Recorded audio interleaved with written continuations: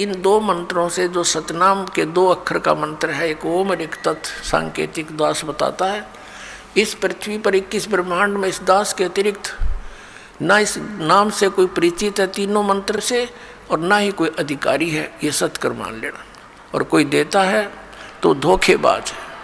यदि कोई इस दास से लेकर के कहीं ये शुरू भी कर रखी होगी दुकान, एक आधा नीच तो पावेगा कहीं ना कहीं लुका छुपा, फिर समाज उससे भी बच के रहेगा और उसके फंसे हुए जाल के भक्तों को भी समझाने की चेष्टा करेगा कि गलत आदमी का फंस गए तुम। ऐसे तो ये दुश्मन पहले बतेरे थे, जिन भ्रमित कर दिया, डबो दिया देश का देश, पूरे मानव समाज को गुमराह कर रखा। भगवान के शत्रु हैं ये, परमात्मा के बच्चों को मिसगाइड किए बैठे।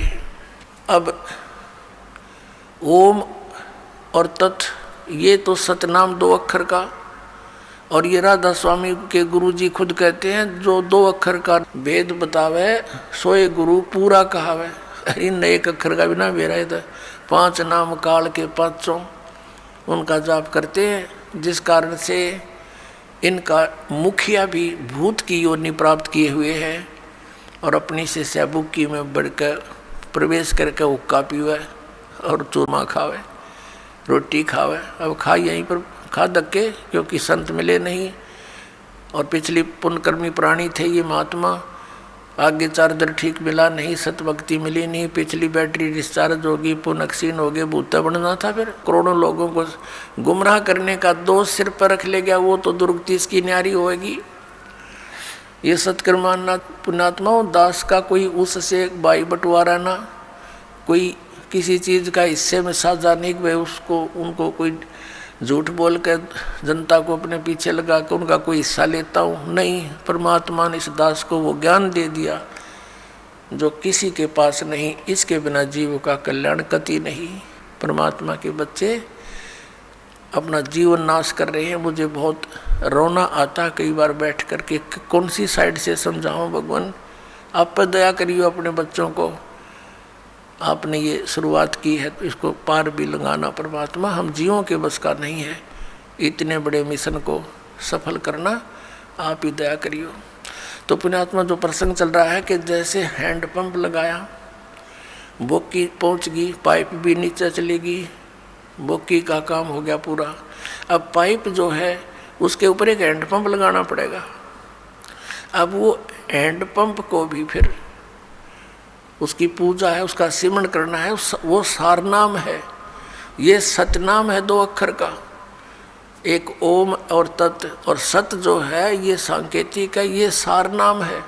तो ये पूरे प्रोसीजर का सिमरण करने से पूरा सिस्टम जब सिमरण लगेगा तो पूरे सिस्टम से पानी बाहर आएगा। तो हम पूजा नहीं करते, ये पूजा तो हम जल की करते हैं, हैंडपंप लगाए हैं, जल की पूजा कर रहे हैं। उस वस्तु को प्राप्ति के लिए जो भी हम साधन अपना रहे हैं वो तो साधन है। तो ऐसे ये साधना है उस परम अक्षर ब्रह्म के पाने की। ओम तत्सत इति निर्देश ब्रह्मण है तिर्विधय समर्थ है, उस सच्चिदानंद घन ब्रह्म के सिमरण की, उसको प्राप्ति करने की ये 3 मंत्र का निर्देश है। तो अब गीता जी अध्याय नंबर 8 के श्लोक नंबर 7-5 के अंदर तो वो अपने विषय में कहता है मेरी भक्ति कर मुझे प्राप्त होगा, लेकिन जन्म मृत्यु तेरी भी रहेगी मेरी भी रहेगी।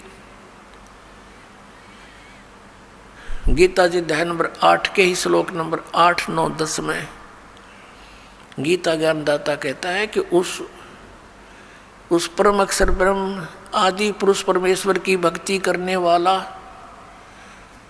उसी को प्राप्त होता है। उसके लिए इसने ऑप्शन छोड़ दिया कि मुझे मालूम नहीं, तत्वदर्शी संतों को पूछो। अब प्रसंग चल रहा है कि 7वें अध्याय के 29वें श्लोक में कहा है कि अर्जुन जब तुझे पूरा अध्यात्म ज्ञान हो जाएगा और तत्व ज्ञान से उस तत्वब्रह्म से परिचित हो जाएगा और सभी कर्मों से परिचित हो जाएगा, फिर वो प्राणी यहाँ की किसी वस्तु की डिमांड नहीं करता। तो पुण्यात्माओं ये कर्मों की जानकारी आपको दी जा रही है आज के सत्संग में।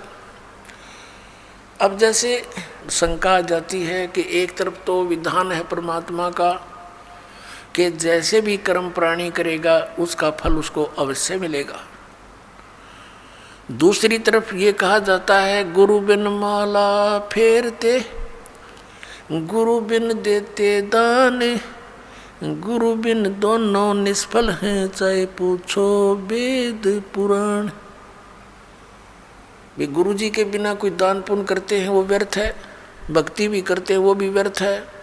दूसरी तरफ ये भी कहा गया भी जैसा कोई कर्म करेगा चाहे कैसा भी है वो भी उसको फल मिलेगा, बिल्कुल सत्य है। अब जैसे इन संतों ने मनमुखी जाप किए, किसी वेद के एक मंत्र को लेकर उसको सिद्ध करने के लिए सैकड़ों वर्ष बैठे रहे। अब परमात्मा के निमित्त किसी मंत्र को लेकर वेद के मंत्र का जाप रह रहकर करने से उसके अंदर सिद्धियां आ जाती हैं। सिंगल ओम नाम का जाप करने से भी सिद्धियां आ जाती हैं, क्योंकि कोई जड़ी है उसको एक अकेली जड़ी के खाने से कुछ अन्य लाभ है, और उस जड़ी को अन्य जड़ियों के साथ मिलाकर प्रयोग करने से वो कुछ और ही एक्स्ट्रा लाभ देता है। तो ऐसे इन मंत्रों को जानना। और फिर इनकी विधि के अंतर होता है।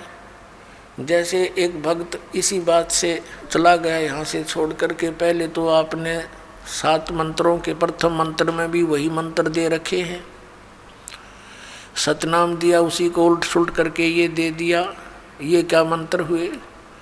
तो ये अज्ञानी व्यक्ति जब तक ज्ञान समझ में नहीं आता वो नाम भी लेकर भी अपना जीवन व्यर्थ कर जाते हैं।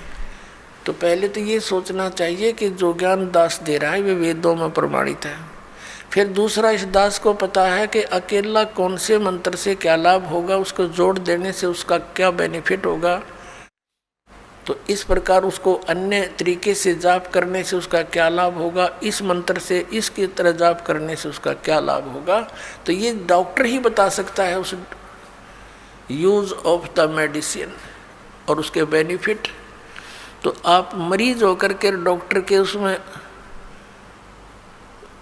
जो ट्रीटमेंट में ऑब्जेक्शन करते हैं तो वो कर्महीन इंसान होते हैं।